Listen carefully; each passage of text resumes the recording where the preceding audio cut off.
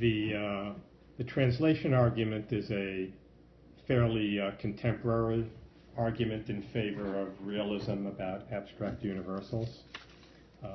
There are three prominent historically important arguments. You might call these the traditional arguments in favor of realism about abstract universals. Those three arguments are the formal cause argument, the abstraction argument, and the linguistic argument. Before delving into those, I did want to address an important distinction between shareable properties and shareable relations. According to realists about abstract universals, there are two kinds of universals, properties and relations. Properties and relations are both universals, that is, they're shareable. The difference consists in the fact that relations involve a relationship generally between two or more things, whereas a property, other thing, just involves, in every case, a single object which possesses that attribute. So, say, the property of redness. Redness is a color. Many things can have exactly the same color, which shows that redness is a universal. It's a shareable property. You can have one red apple and a second red apple and a third red apple, and all three apples can have or exemplify redness, say at the very same moment of time. You can have these three apples, each of which is red, each of which has the property of being red or exemplifies the property of being red. On the other hand, you might just have a single apple that has the property of being red as well. A relation generally involves more than one thing. So suppose you have one object next to another or sitting beside another. So the relation of being next to or being beside is known as a two-term relation.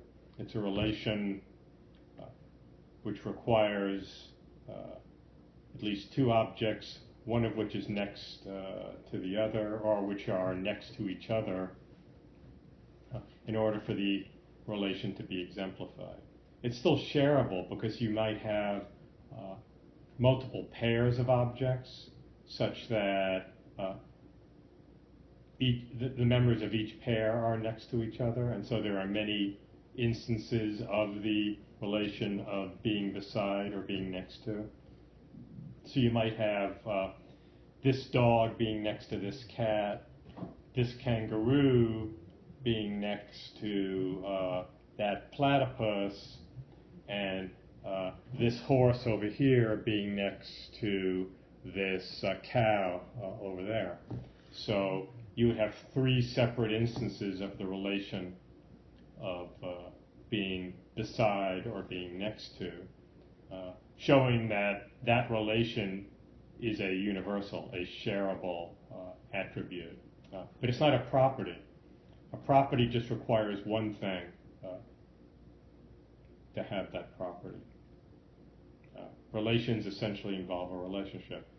Relations can be two-term, three-term, four-term, and so on. An example of a three-term relation, in contrast to the two-term relation beside, would be the relation of betweenness or between. That's a three-term relation. You need to have at least three objects in order for between to be exemplified. You need an object in the middle and one object on either side of that middle object. Then you can say the first object is between the other two. So you can say that between this is a three-term relation, whereas next to is a two-term relation. Both of these relations, of course, are universals, and both are distinct from properties which are one-term or singularity attributes, like being red, being square, being a dog, being a cat, being a horse, and so on. Each of these abstract universals is non-relational and signifies, therefore, a property rather than a relation. Realists about abstract universals generally accept the existence of both of these categories of universal, both properties which are shareable and, on the other hand, relations which are shareable. Okay, that having been said, I now want to turn to an exploration of the three traditional arguments for realism about universals that I mentioned a few moments ago. Okay, the first of these is called the formal cause argument. And you can find this argument on the handout that I have posted in the online modules section of the Canvas page for the course. The term formal cause derives from Aristotle. Aristotle had posited that there were four kinds of causes: formal causes, material causes, efficient causes, and final causes. Formal causes had to do with the essence or definitional nature of something. Aristotle's idea was that you could explain phenomena or answer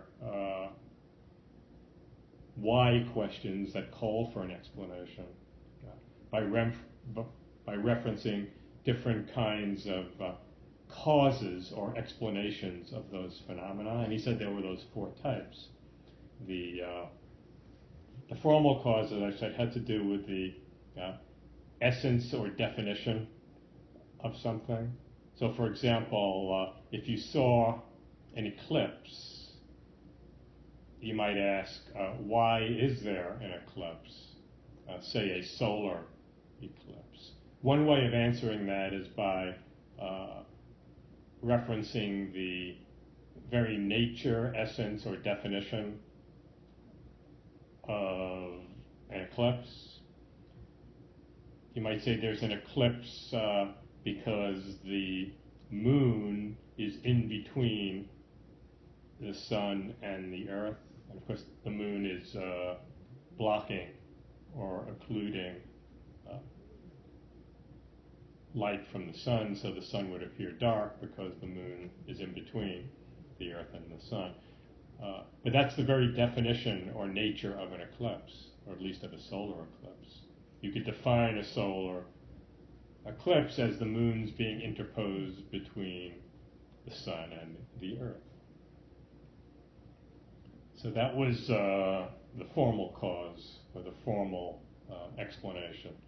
Aristotle also, as I've said, recognized three other causes. Very briefly, the material cause explains something in terms of its material composition. So if you ask, why is this table hard? The answer could be because it's made of mahogany. Mahogany being a hard substance. So there you're explaining something in terms of its composition. Or you might ask, why is the pillow soft? And again, it would be due to the fact that it's stuffed with feathers or made of foam rubber or whatever, where those are soft or spongy substances. The efficient cause has to do with actions or activities that lead to an effect.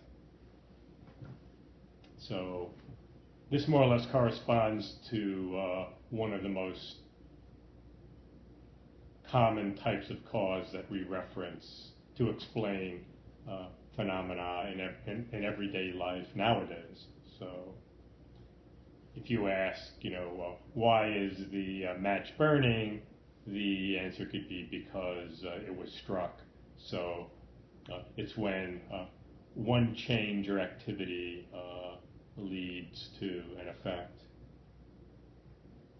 And the last of the four causes was the final cause. A final cause explains things in terms of its purpose or function. So if you ask, why do giraffes have long necks?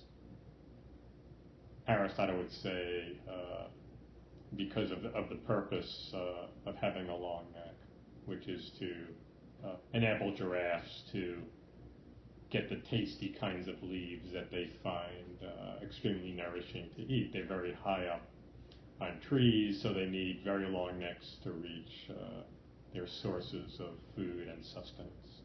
Or if you ask, why do fish have fins, say, as opposed to legs, this has to do with the purpose or function of fins, which is to enable fish to swim efficiently and effectively in the water, which is their natural habitat. So those were Aristotle's four causes, and the kind of cause that we're interested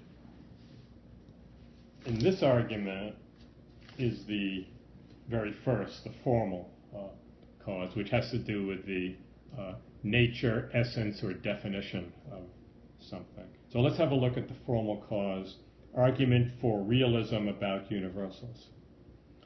The first premise of the argument states basically that things in the world fall into kinds by their very nature. So there are natural kinds or categories of concrete individual things. For instance, the kind cat.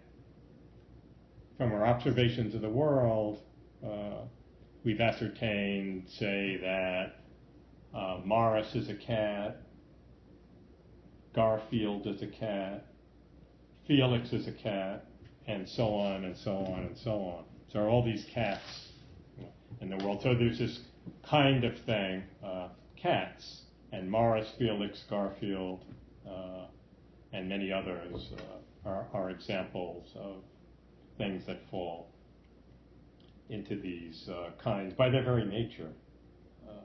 The second premise asserts that there must be something about Morris, Garfield, Felix, and so on, which accounts for all of them being cats. The third premise states that this something, the something that accounts for Morris, Felix, and Garfield all being cats, can only be their catness. Therefore, we reach the conclusion in statement 4 that catness indeed exists. Catness exists in addition to cats. Catness is the, you might say, formal cause of all of these animals, Morris, Felix, Garfield, etc., falling into a common kind, in this case, the kind cat. So, more generally speaking, then, we can say that objects, by their natures, fall into a kind. There must be something about those objects which accounts for all of them falling into that kind. This something can only be a shared group property, a property shared among all the members of that kind.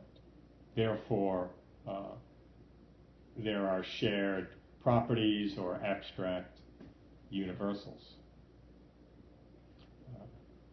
So you can see that the kind in question could be any of indefinitely many kinds. I've chosen the example of cats, but you could equally well argue that there's a universal of dogness, or canininity, or hoarseness, or squareness, or redness. In each case, that property would be the explanation of why a number of different objects all belong to the same kind, whether it's red things or square things, or horses, or dogs, or cats. So the first thing I want to note about this argument is that it's a metaphysical argument. It says that there are certain beings in the world that fall into certain groups or kinds, and then it's saying there must be an explanation of why those objects belong to that kind. The explanation would be something about those objects that places them in the same kind or category. And the suggestion is that something is a property shared among all members of the kind in question. All right, so what would a nominalist who disagrees with the conclusion of the argument? According to the nominalist, although Morris, Felix, and Garfield exist, Katniss does not. So how would they critique this argument? Well, it doesn't seem like they can really question the first premise. The first premise says that Morris is a cat, Garfield is a cat, Felix is a cat, and so on. But as nominalists, they agree that there are concrete particular things like Morris, Garfield, Felix, and so on. They agree that there are concrete particular cats in the world. That's the whole essence of nominalism itself, is to affirm the existence of concrete particulars, but to deny the existence of any abstract universal properties that are shared among these concrete particulars. So they're going to agree with premise one, that Morris, Garfield, and Felix are cats. They don't have any problem with that. So it seems like they must reject either premise two or premise three of the argument. It doesn't appear that they can question the validity of the argument. It seems clear, in other words, that if the three premises are true, then it does logically follow that Katniss exists. So they're going to go after either premise two or premise three of the argument. So according to premise two, there must be something about Morris, Garfield, and Felix which accounts for all of them being cats. So some nominalists reject that claim. This is known as the brute fact response. A brute fact is a fact that cannot be explained and which indeed has no explanation. So there's no way to explain the brute fact. So they, in this case, would have to say that it's a brute fact that Morris, Felix, and Garfield are all cats. There's nothing which explains this. This doesn't seem particularly compelling or plausible. For one thing, part of the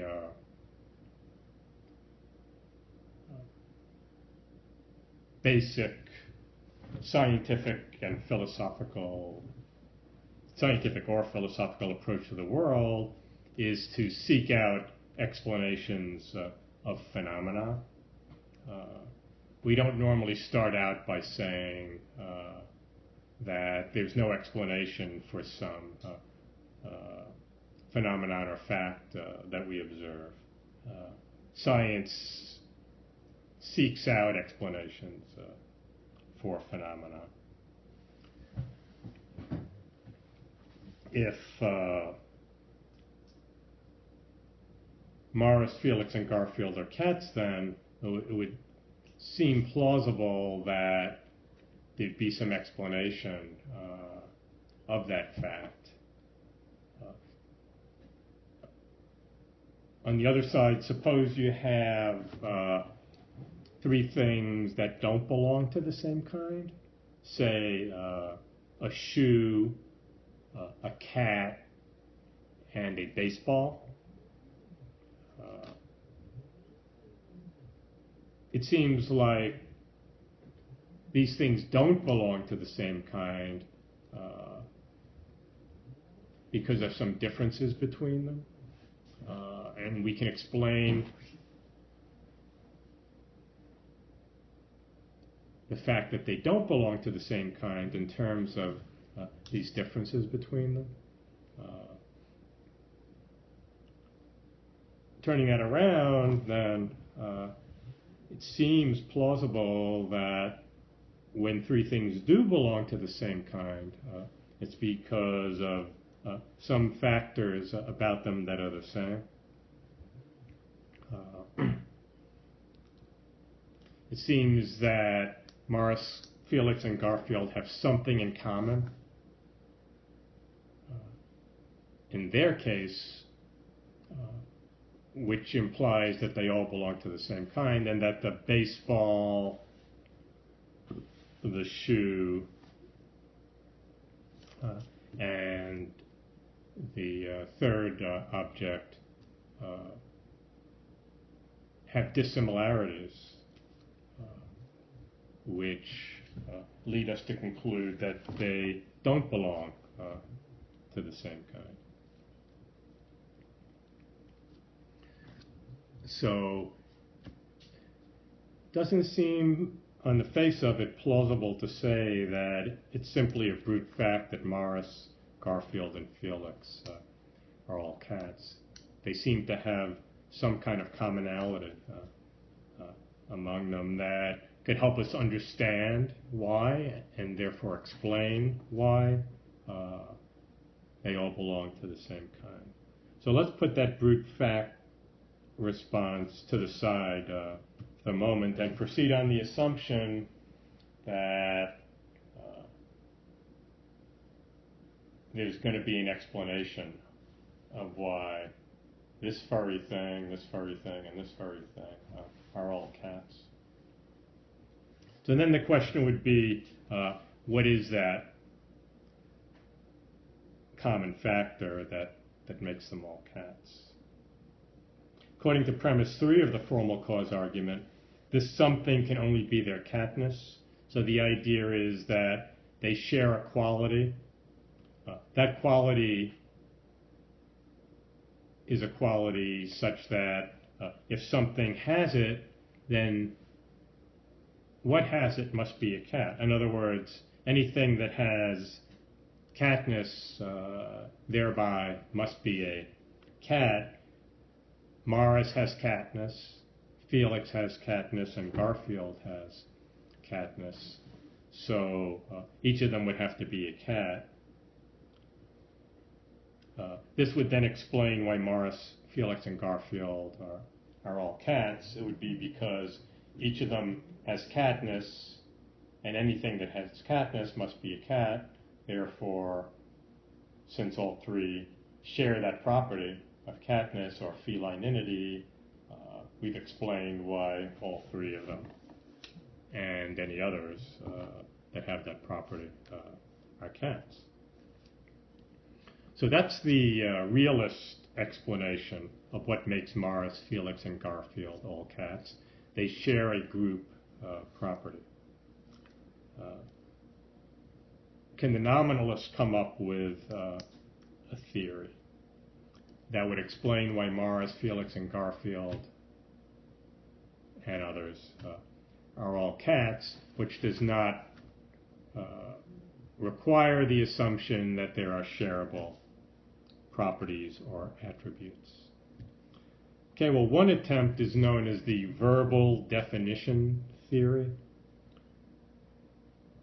This nominalistic theory says that we can come up with an explanation of why Morris is a cat, Garfield is a cat, and Felix is a cat, which does not rely on the assumption that they share a property.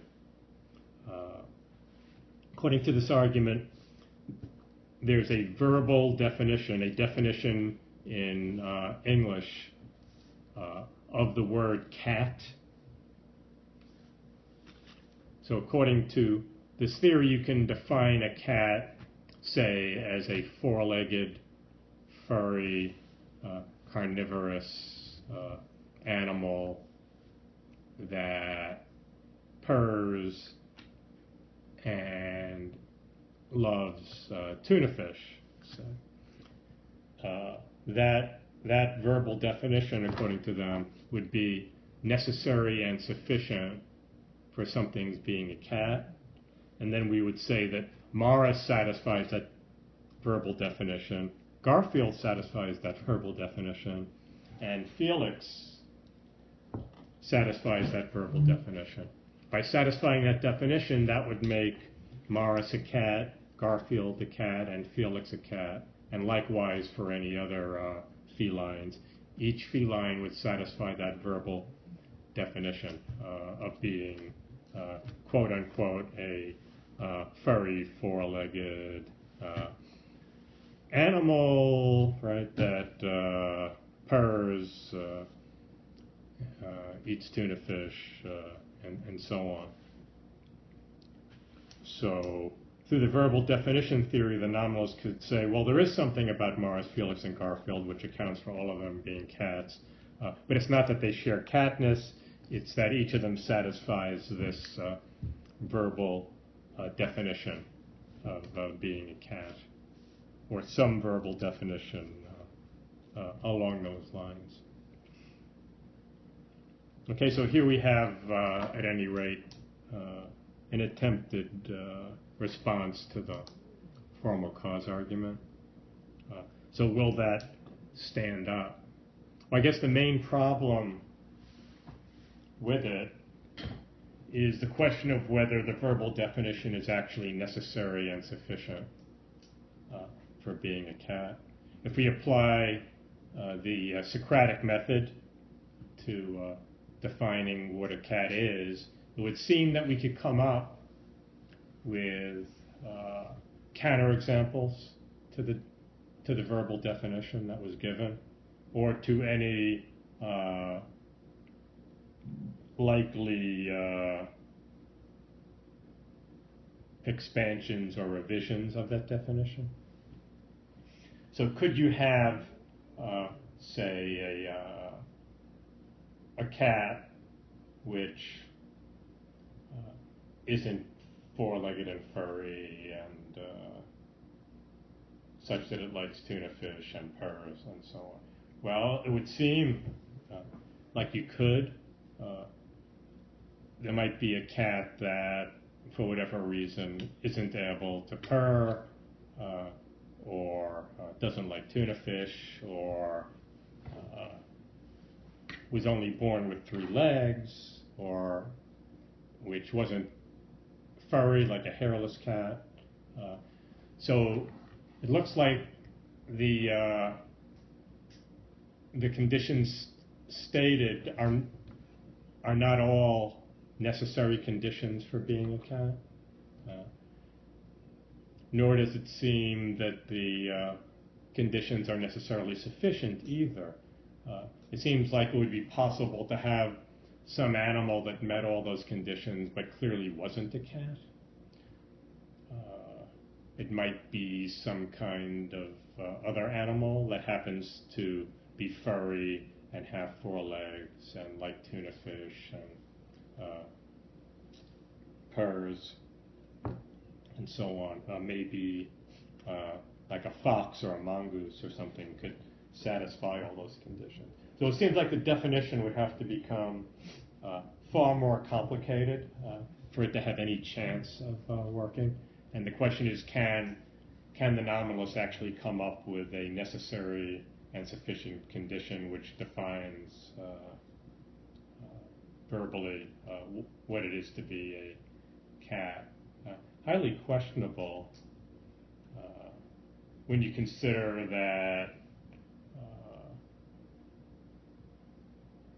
living things are possibly subject to mutations, which could result in some typical property of the cat, cats not being had by a particular cat. And it may not be clear exactly how many mutations the cat or cats could have before they wouldn't count as cats anymore. So it's not clear then that the verbal definition theory is going to work in this particular case. Moreover, there seem to be some general terms that are indefinable. Whether cat is an indefinable general term or not hasn't been shown one way or the other, though we haven't found a way to define it yet. But it seems like there's a strong case that other general terms almost certainly are primitive or indefinable. According to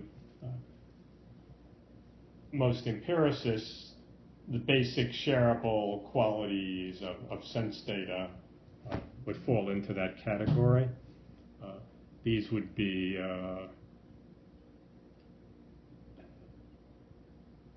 indefinable general terms like red, for example, or blue.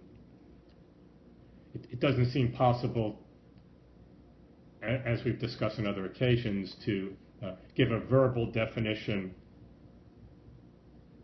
of a color term like red or blue, which represents a basic element of sensory experience. It seems like we can only define such a term by pointing to a sample. We can point to a sample of something that's red and say, that's red. That thing is red. Red is that feature of that thing. But to define it verbally seems impossible.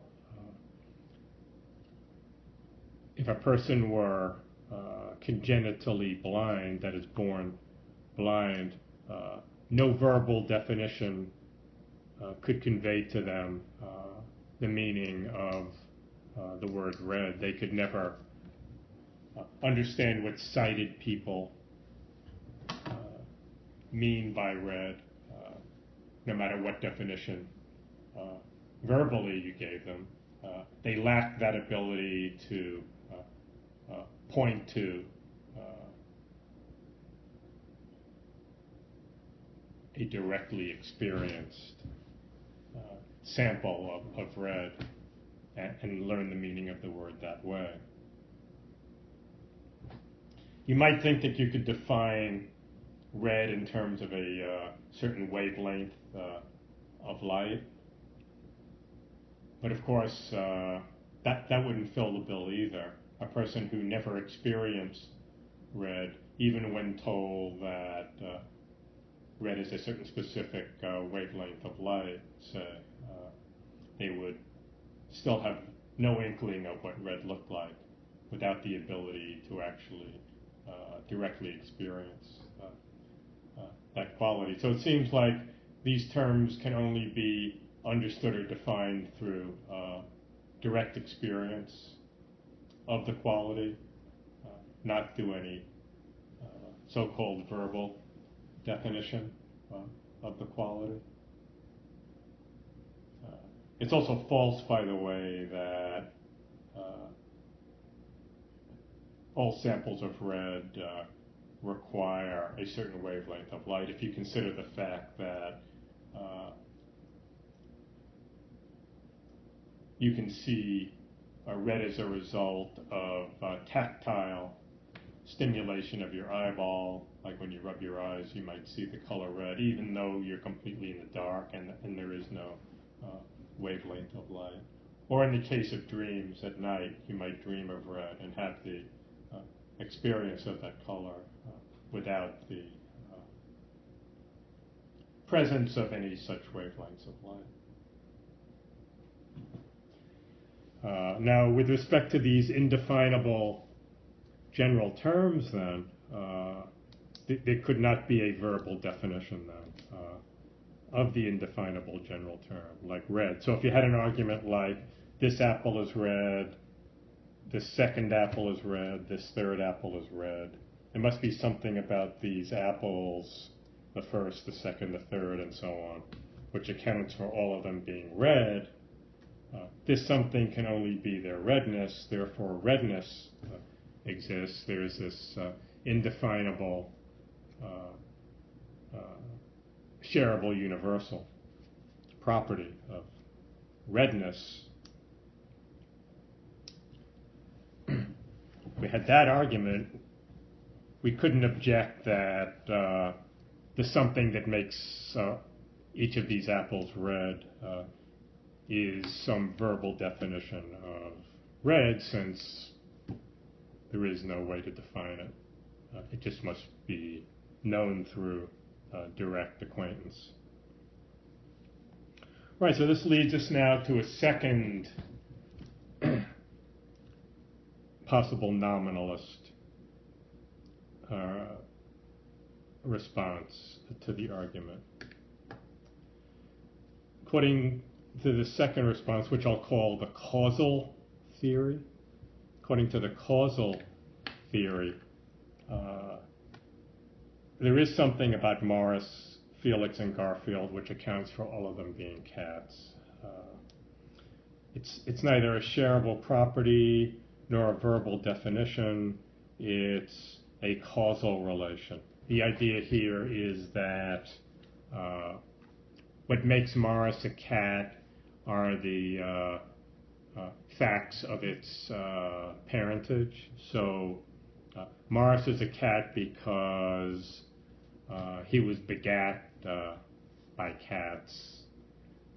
Garfield is a cat because he was begat by parents who were cats. Felix is a cat because Felix's parents were cats, and so on for every single cat. Every cat that exists came from parents that were cats, and that's what makes each cat a cat, and by extension that's what makes all the cats cats, is that they come from cats. So the general idea here is that like begets like. So cats come from cats, horses from horses, dogs from dogs, and so on. So we can explain why Morris, Garfield, and Felix are all cats, because in each case they come from cat parents. So that's the causal theory that has to do with the generation of these cats. They're generated by others of the same kind. And that's the explanation. It's a causal or generational explanation of what makes all of them cats. But then in response, the realists can point out that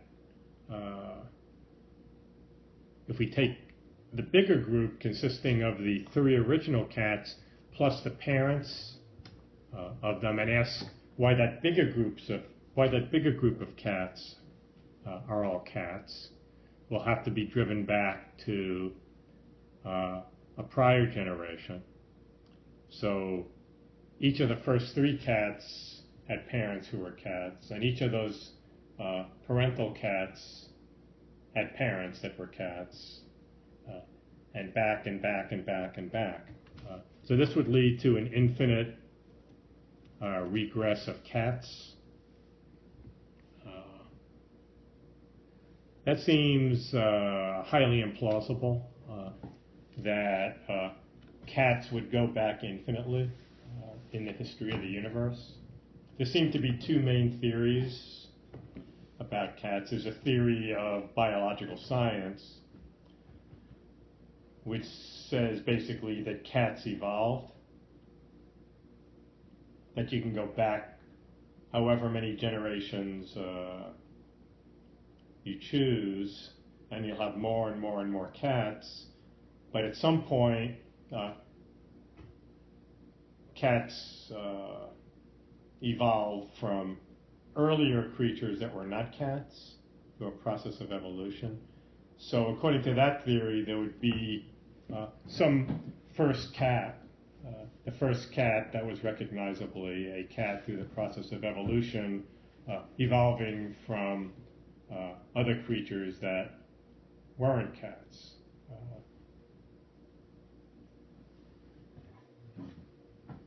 Certainly scientifically unacceptable to suppose that cats have always existed in the history of the universe. They clearly evolved from other creatures that were not cats. Ultimately going back to very simple kinds of living, single-celled living things, if you go back far enough, that certainly weren't cats. So that's one theory, the biological theory. Then there's a divine creation theory. It says that all the living things were created by God, say, in a single act of creation. So if we don't accept the evolution theory, we might say that God created all these different species. He created cats, dogs, humans, giraffes, elephants, so on. Each of these was an individual creative act by God. But that theory would also say that there was a first cat, since God wouldn't be a cat himself, presumably. So whether you accept the divine creation story, say, as put forth in Genesis, or whether you believe in some kind of Darwinian account, on either of those accounts there's going to be a first cat. There being a first cat, though, is inconsistent with the causal theory, because the causal theory says that what makes all these cats cats is that they come from other cats. And that's going to break down if some cats came from God, or some came about through evolution from non-cats. In either of those cases, it's not going to be the case that all cats came from earlier cats. So it looks like the causal theory is incorrect. So this takes us back to the realist theory of shared properties. Unless the nominalist can come up with some account of what makes all of these cats cats,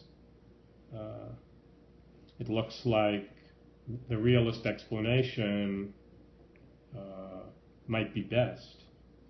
If the realist account of Morris, Felix, and Garfield being cats is that they share a quality of catness,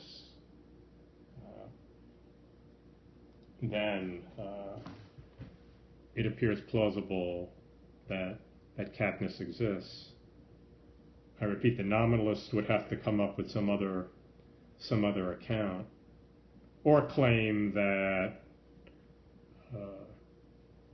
some of these commonalities are inexplicable brute facts that have no explanation at all. Something which appears antithetical to the philosophical and scientific spirit, both of which attempt to find explanations for phenomena. Consider if someone came down with an illness, we would try to find an explanation, a cause of the disease. We wouldn't just jump to the conclusion that it's inexplicable brute fact. There have been various theories of what caused illnesses. At first, people thought the explanation was invisible evil spirits that came into your body, so they believed you could cure people through magical rituals of various kinds. Then the scientific theory of disease developed, which said that there are tiny disease-causing organisms, which are so small that they're also invisible, but which can be combated through, as we've discovered, various kinds of drugs and other methods based on this given this germ theory of disease. In both cases, though, we didn't just throw up our hands and say there's no explanation at all. We said there's some kind of factor accounting for this. So that would appear to be a reasonable explanation here as well, unless anomalous can show that any of the possible explanations is itself wholly defective, inconsistent, or unsatisfactory in some way. If they can show that no explanation would work, then they could give some support to this brute fact account. How likely is that, though? Well, some nominalists claim that the formal cause argument actually leads to an infinite regress, like the infinite regress of cats that the causal theory led to. So let's see if that works, how that argument might work.